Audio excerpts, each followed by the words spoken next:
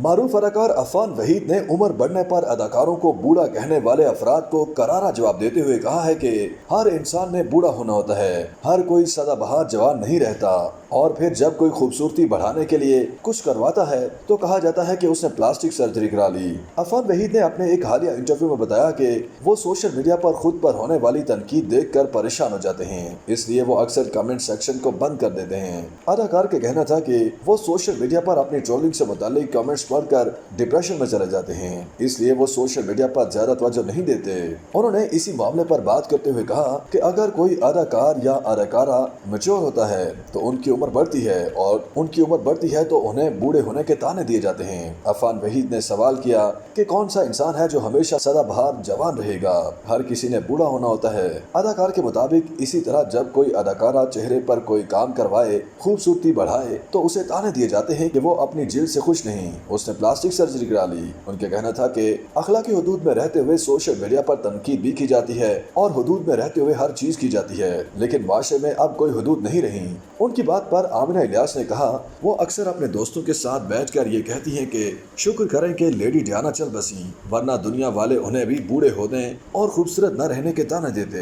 अदाकारा का कहना था कि दुनिया भर में जवानी को ही खूबसूरती का मेयार समझा जाता है, जो कि गलत है। हर इंसान की उम्र बढ़नी होती है। उन्होंने मजीद कहा कि फितरतन नुमाइशी नहीं हूँ और ऐसा शख्स होने की वजह से मैं स्पॉटलाइट में रहना पसंद नहीं करता। जब मैंने करियर का आगाज किया तो मुझे अदाकारी की ABC भी नहीं आती थी। जब मुझे अदाकारी की पेशकश हुई तो मेरे वालिद ने मुझे अदाकारी करने का मशवरा दिया।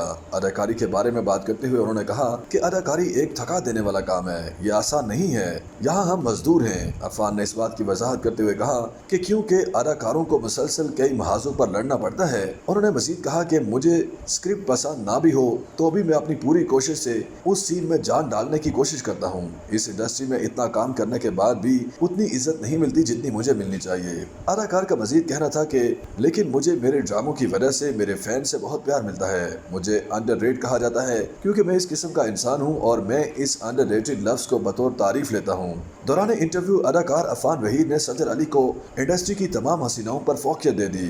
प्रोग्राम के दौरान सवाल और जवाब का एक सेगमेंट हुआ जिसमें मेजबान ने अफान वहीद से एक सवाल पूछा और 5 मरतबा उस सवाल के ऑप्शंस बदल कर अफान वहीद के सामने पेश किए। सवाल के ऑप्शंस में मेजबान ने 2 अदाकाराओं के नाम लिए जिनमें से अफान वहीद को किसी एक अदाकारा का इंतखाब करना था। इन तमाम ही ऑप्शंस में अफान वहीद ने बगैर सोचे समझे सदर अली का ही इंतखाब किया और दूसरे ऑप्शन को नजरअंदाज करते रहे।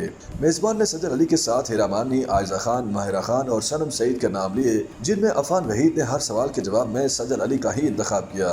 बाद अज़ान जब सदर अली के साथ सबा कमर का नाम आया तो अफान सवाल का जवाब देने में कशमकश का शिकार हुए और कहा कि ये तो बहुत मुश्किल सवाल है, दोनों का नाम ले सकता हूँ क्या? मेजबान ने ऐसा करने से मना किया तो अफान वहीद ने इस सवाल के जवाब में भी सदर अली का ही नाम लेकर अदाकारा को वाज़ेह फतह से नवाज दिया।